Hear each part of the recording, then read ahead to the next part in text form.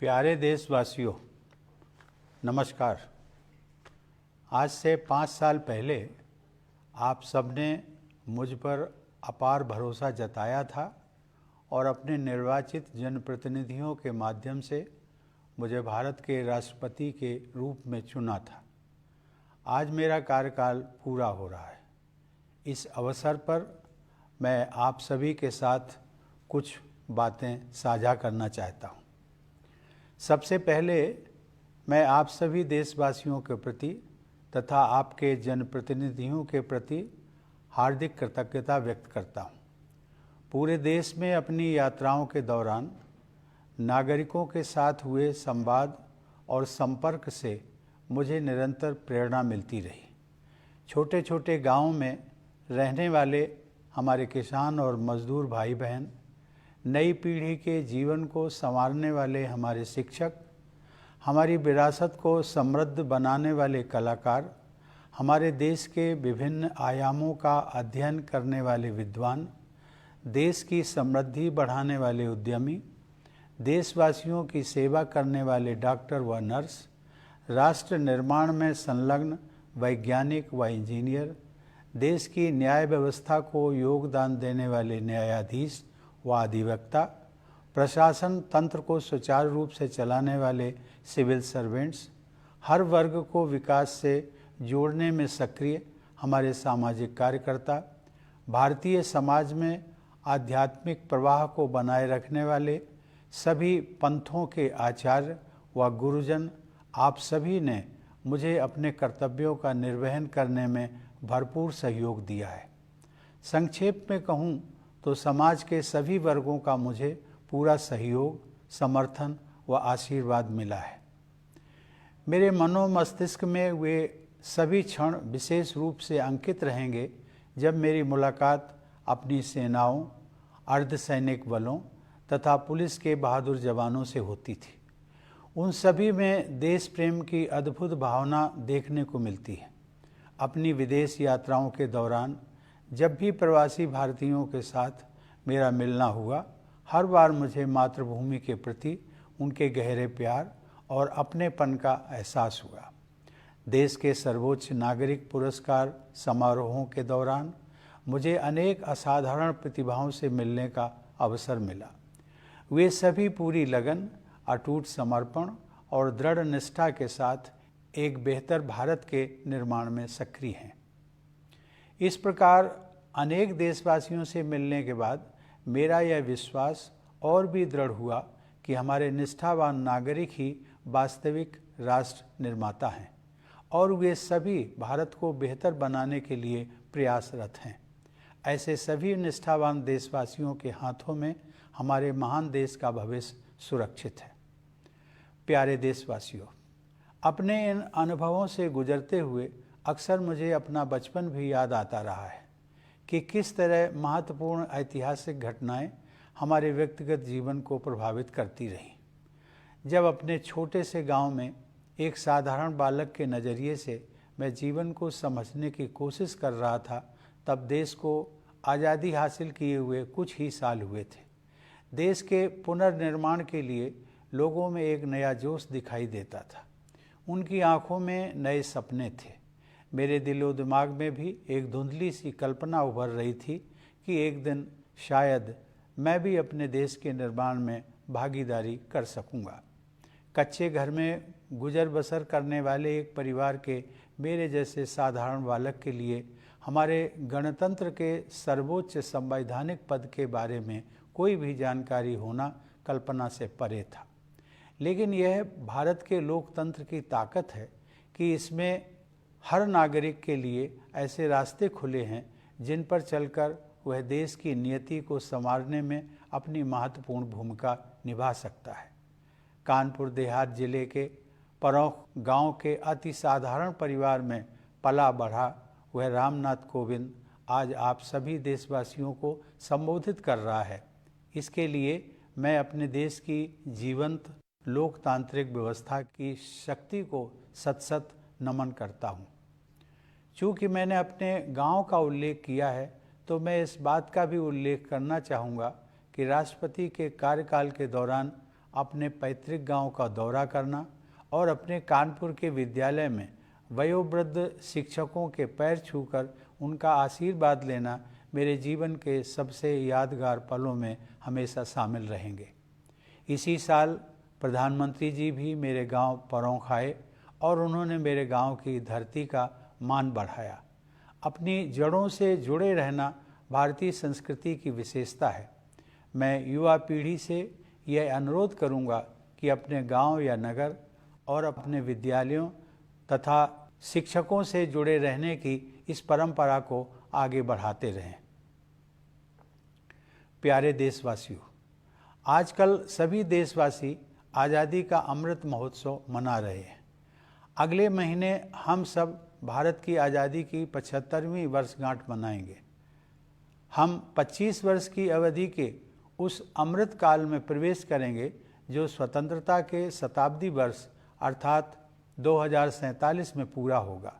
ये विशेष ऐतिहासिक वर्ष हमारे गणतंत्र के प्रगति पथ पर मील के पत्थर की तरह है। हमारे लोकतंत्र की ये विकास यात्रा देश की स्वर्णिम संभावनाओं को कार्य रूप देकर विश्व समुदाय के समक्ष एक श्रेष्ठ भारत को प्रस्तुत करने की यात्रा है। आधुनिक काल में हमारे देश की इस गौरव यात्रा का आरंभ ब्रिटिश हुकूमत के दौरान राष्ट्रवादी भावनाओं के जागरण और स्वाधीनता संग्राम के साथ हुआ।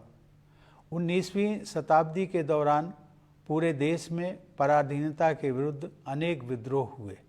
देशवासियों में नई आशा का संचार करने वाले ऐसे विद्रोहों के अधिकांश नायकों के नाम भुला दिए गए थे। अब उनकी वीर गाथाओं को आदर सहित याद किया जा रहा है। 19वीं सदी के अंतिम तथा 20वीं सदी के आरंभिक वर्षों में नवीन जन चेतनाओं का संचार हो रहा था और स्वाधीनता संग्राम की अनेक धाराएं प्रवाहित हो रही थीं। वर्ष 1915 में जब गांधी जी स्वदेश लौटे, उस समय देश में राष्ट्रीयता की भावना और भी प्रबल हो रही थी। अनेक महान जन नायकों की उज्ज्वल आकाश गंगा का जैसा प्रकाश हमारे देश को 20वीं सदी के आरंभिक दशकों में प्राप्त हुआ, वह विश्व इतिहास में अतुलनीय है। जहाँ एक और आधुनिक युग के एक ऋषि की तरह गुरुदेव रविंद्रनाथ टैगोर हमारी सांस्कृतिक विरासत से देशवासियों को फिर से जोड़ रहे थे, वहीं दूसरी ओर बाबा साहब भीमराव आम्बेडकर समानता के आदर्श की ऐसी पुरजोर वकालत कर रहे थे जैसा अधिकांश विकसित देशों में भी दिखाई नहीं दे रहा था। तिलक और गोखले से लेकर भगत सिंह और नेताजी सुभाष चंद्र बोस तक, जवाहरलाल नेहरू, सरदार पटेल और श्यामा प्रसाद मुखर्जी से लेकर सरोजिनी नायडू और कमला देवी चट्टोपाध्याय तक, ऐसी अनेक विभूतियों का केवल एक ही लक्ष्य के लिए तत्पर होना मानवता के इतिहास में अन्यत्र नहीं देखा गया है। मेरे मस्तिष्क में और भी कई विभूतियों के नाम उभर रहे हैं, लेकिन मेरे कहने का तात्पर्य यह है कि स्वाधीन भारत की विभिन्न परिकल्पनाओं से संपन्न अनेक महान नेताओं ने भारत की स्वाधीनता के लिए त्याग और बलिदान के अद्भुत उदाहरण प्रस्तुत किए। इसमें कोई संदेह नहीं है कि स्वाधीनता संग्राम पर गांधी जी के परिवर्तनकारी विचारों का प्रभाव सबसे अधिक पड़ा और उस दौरान उन्होंने कोटि कोटि देशवासियों की जीवन धारा को नई दिशा दे दी। देवी और सज्जनों, लोकतंत्र के जिस पथ पर हम आज आगे बढ़ रहे हैं, उसकी रूपरेखा हमारी संविधान सभा द्वारा तैयार की गई थी। उस सभा में पूरे देश का प्रतिनिधित्व करने वाले अनेक महानुभावों में हंसाबेन मेहता, दुर्गाबाई देशमुख, राजकुमारी अमृत कौर तथा सुचेता कृपलानी सहित 15 महिलाएं भी शामिल थीं।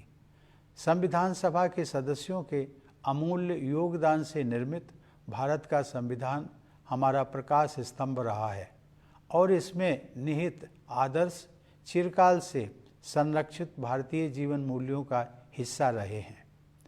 संविधान को अंगीकृत किए जाने से एक दिन पहले संविधान सभा में अपने समापन वक्तव्य में डॉक्टर आम्बेडकर ने लोकतंत्र के सामाजिक और राजनैतिक आयामों के बीच के अंतर को स्पष्ट किया था।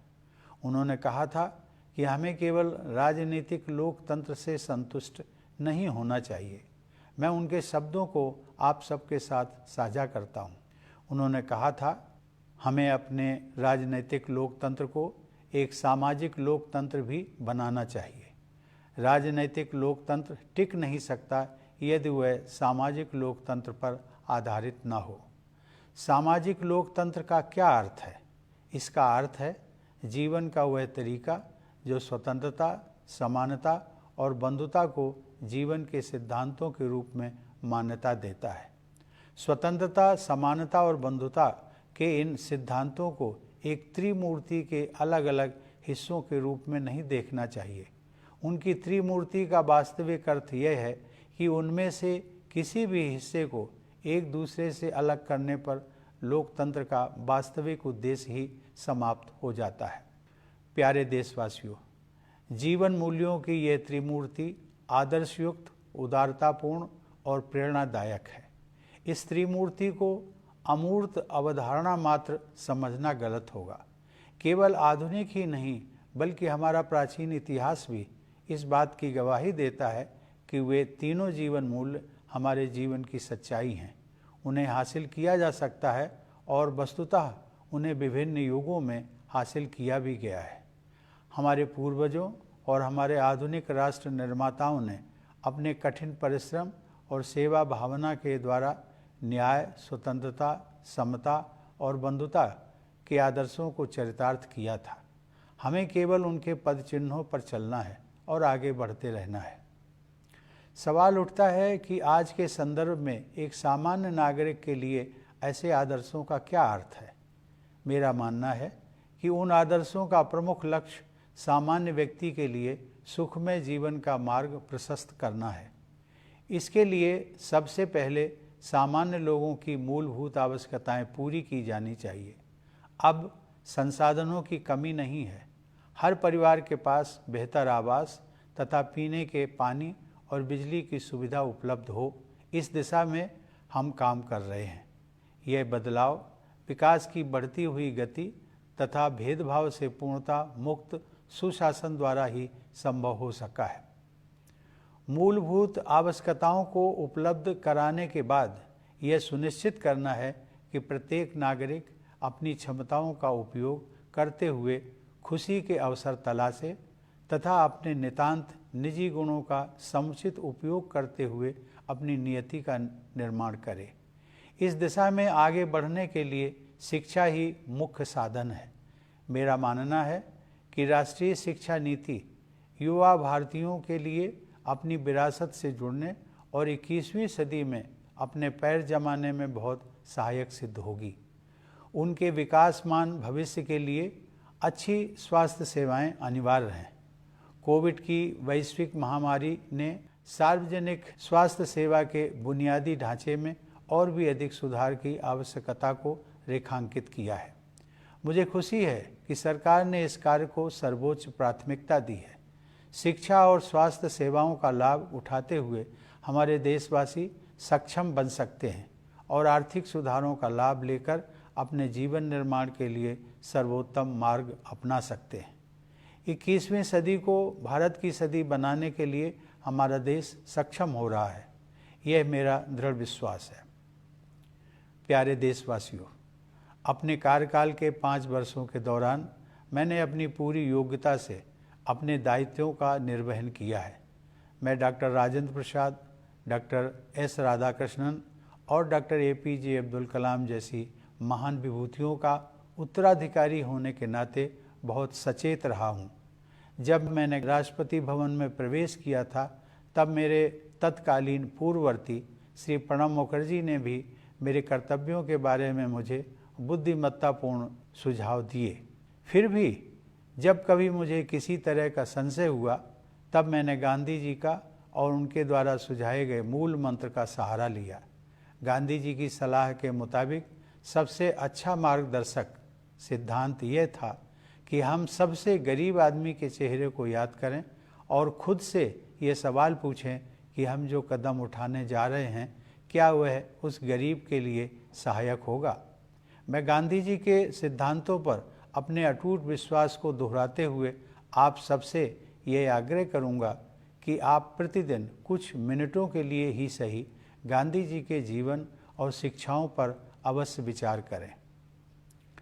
प्यारे देशवासियों, हम सब के लिए माता की तरह पूज्य प्रकृति गहरी पीड़ा से गुजर रही है। जलवायु परिवर्तन का संकट हमारी धरती के भविष्य के लिए गंभीर खतरा बना हुआ है। हमें अपने बच्चों की खातिर अपने पर्यावरण, अपनी ज़मीन, हवा और पानी का संरक्षण करना है। अपनी दिनचर्या में तथा रोज़मर्रा की चीज़ों का इस्तेमाल करते समय हमें अपने पेड़ों, नदियों, समुद्रों और पहाड़ों के साथ साथ अन्य सभी जीव जंतुओं की रक्षा के लिए बहुत सावधान रहने की ज़रूरत है। प्रथम नागरिक के रूप में यदि अपने देशवासियों को मुझे कोई एक सलाह देनी हो तो मैं यही सलाह दूंगा। अपने वक्तव्य का समापन करते हुए मैं एक बार फिर सभी देशवासियों के प्रति हार्दिक कृतज्ञता व्यक्त करता हूँ। भारत माता को सादर नमन करते हुए मैं आप सभी के उज्जवल भविष्य की मंगल कामना करता हूँ। धन्यवाद। जय Hind.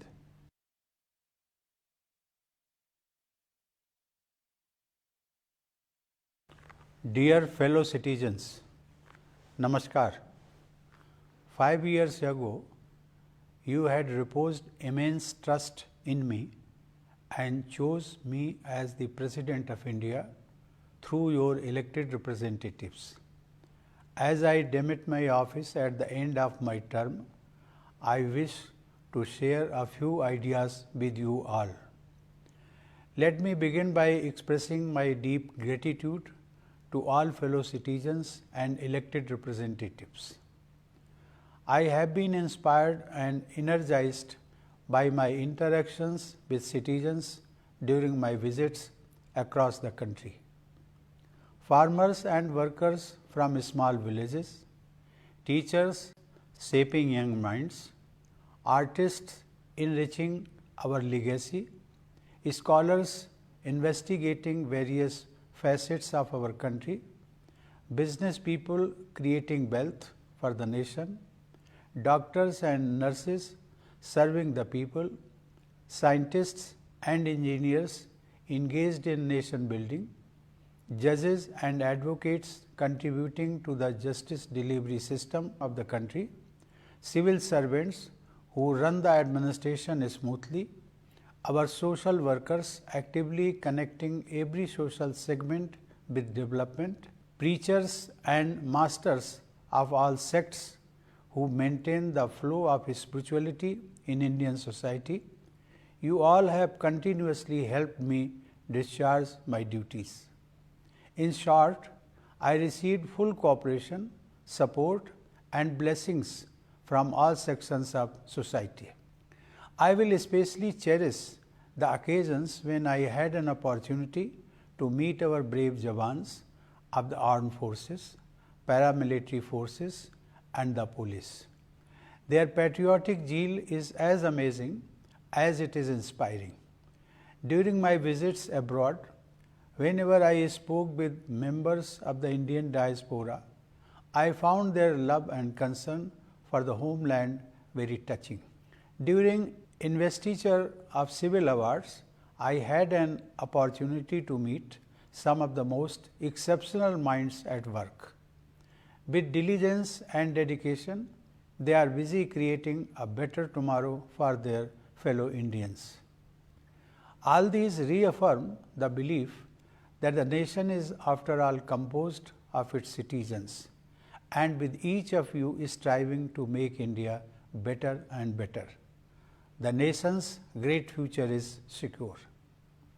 These experiences remind me of my childhood and how grand historical events shape our individual lives.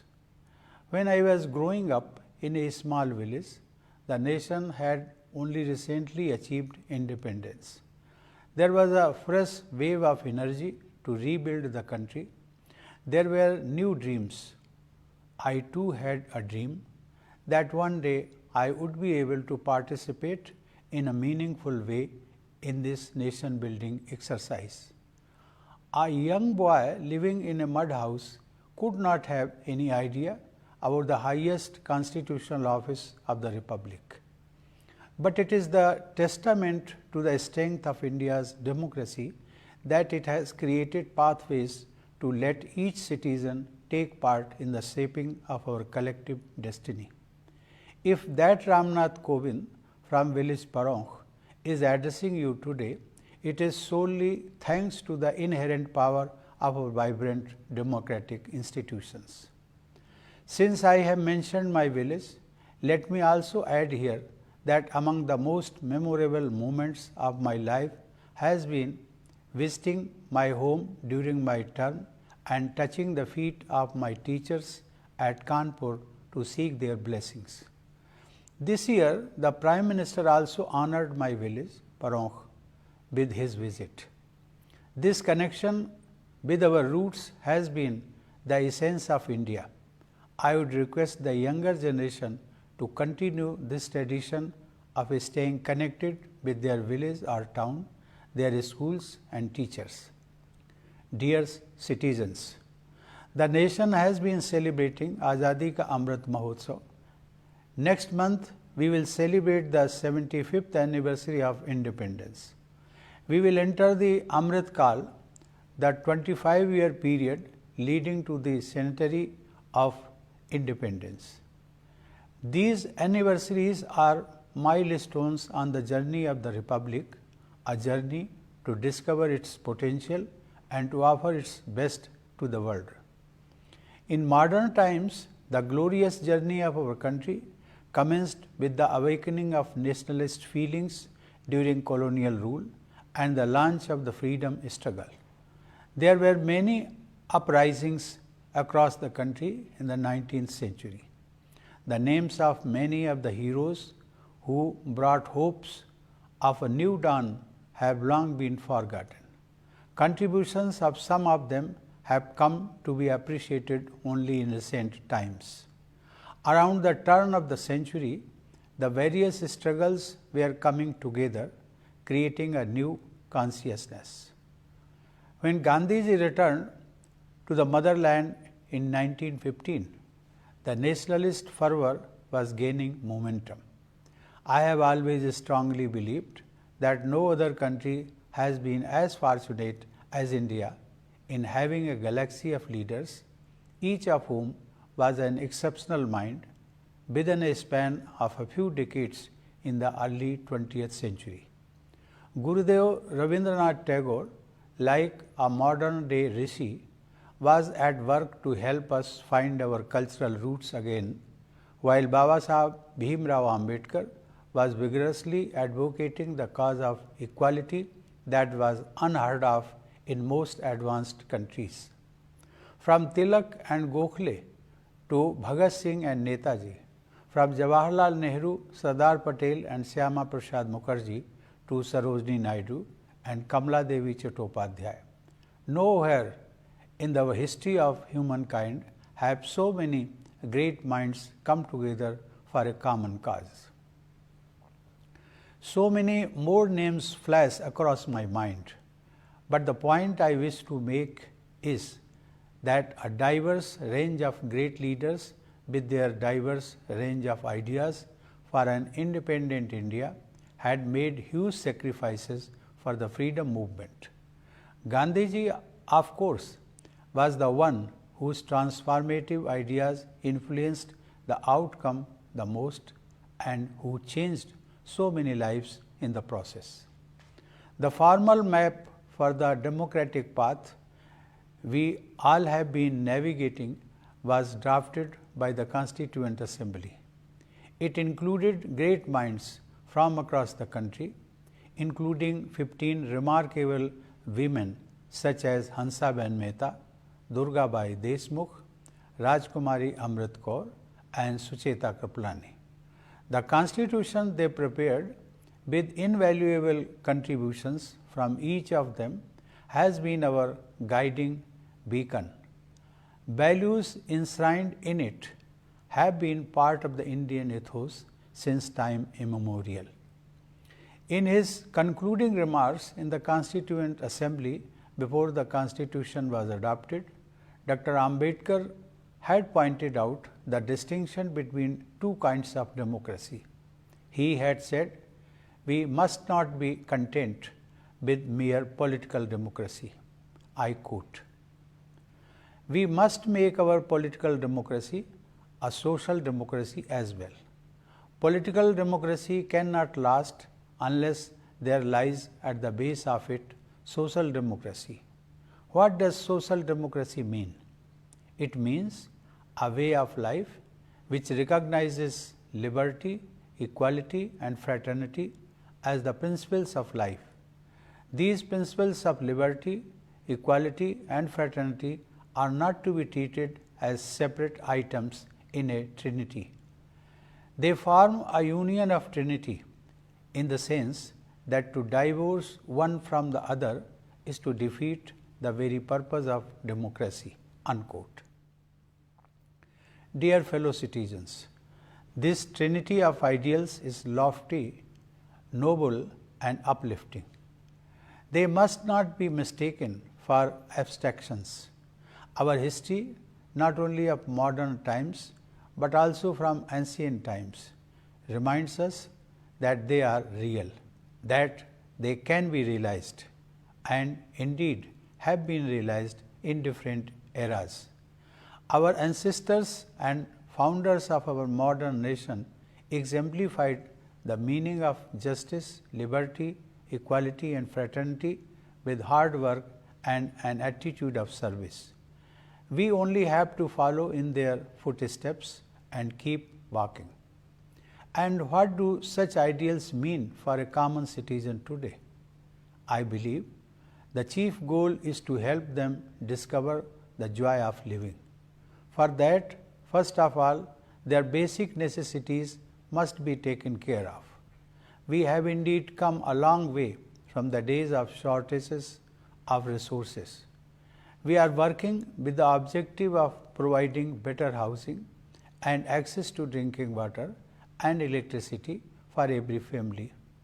This change has been made possible by the momentum of development and good governance which knows no discrimination.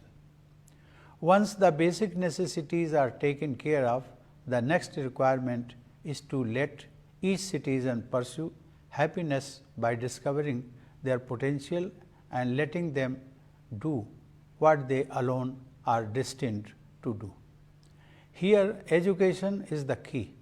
I believe the national education policy will go a long way in making it possible for young Indians to connect with their heritage and also find their feet in the 21st century. To let them flourish tomorrow, healthcare is essential. The pandemic has underlined the need to further improve the public healthcare infrastructure. I am glad that the government has accorded top priority to this task. Once education and healthcare are in place, economic reforms will let citizens find the best course for their lives. I firmly believe that our country is getting equipped to make the 21st century the century of India. Dear citizens, during the 5 years of my term, I have discharged my responsibilities to the best of my ability. I have been conscious of being a successor to great icons like Dr. Rajendra Prasad, Dr. S. Radhakrishnan, and Dr. APJ Abdul Kalam. When I entered the Rashtrapati Bhavan, my immediate predecessor, Sri Pranab Mukherjee, also shared his wise counsel with me about my duties. Still, whenever I was in doubt, I turned to Gandhiji and his famous talisman. His advice of recalling the face of the poorest man and asking myself if the step I am about to take will be of any use to him. At the risk of repeating myself, I will urge you to contemplate Gandhiji's life and teachings at least for a few minutes every day. Dear fellow citizens, Mother Nature is in deep agony and the climate crisis can endanger the very future of this planet. We must take care of our environment, our land, air, and water for the sake of our children. In our daily lives and routine choices, we must be more careful to protect our trees, rivers, seas, and mountains, as well as other living beings. As the first citizen, if I have to give one advice to my fellow citizens, it has to be this. At the conclusion of my address, I once again express my heartfelt gratitude to all my fellow citizens, my salutations to Mother India, and my best wishes to all of you for a very bright future. Thank you. Jai Hind.